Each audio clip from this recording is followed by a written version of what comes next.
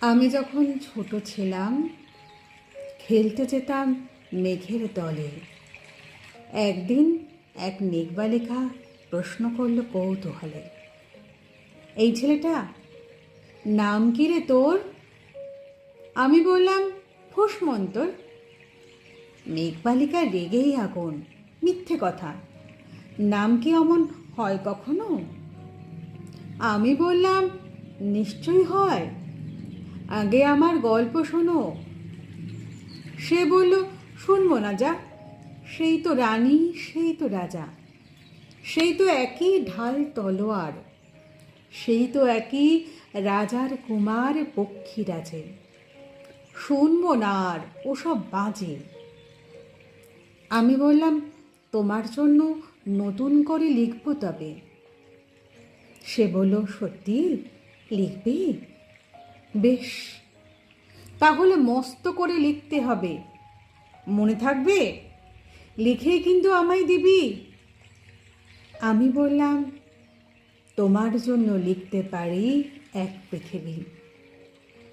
লিখতে লিখতে লেখা যখন সবেমাত্র 2-4 পাতা, হঠাৎ তখন ভূত চাপলো আমার মাথায়। খুঁজতে খুঁজতে চলে গেলাম ছোটবেলার মেঘের মাঠে। গিয়ে দেখি চেনা মুখ তো একটিও নেই তল্লাটে। একজনকে মনে হলো ওরই মতো, অন্যরকম।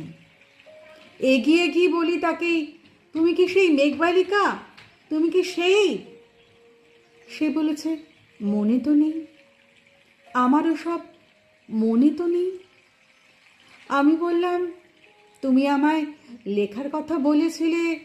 সে বলল সঙ্গে আছে, ভাসিয়ে দাও গায়ের ঝিলে। আর হ্যাঁ শোনো, এখন আমি মেঘ নই আর, সবাই এখন বৃষ্টি বলে ডাকে আমায়।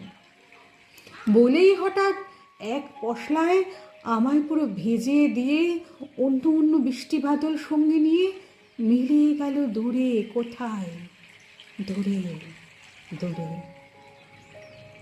বৃষ্টি বলে ডাকে আমায়, বৃষ্টি বলে ডাকে। আপন মনে বলতে বলতে আমি কেবল বসে রইলাম, ভিজে একসা কাপড় জামায় গাছের তলায় বসে রইলাম। বৃষ্টি নাকি মেঘের জন্যে?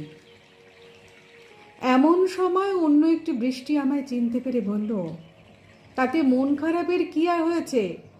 যাও, ফিরে যাও, লেখো আবার।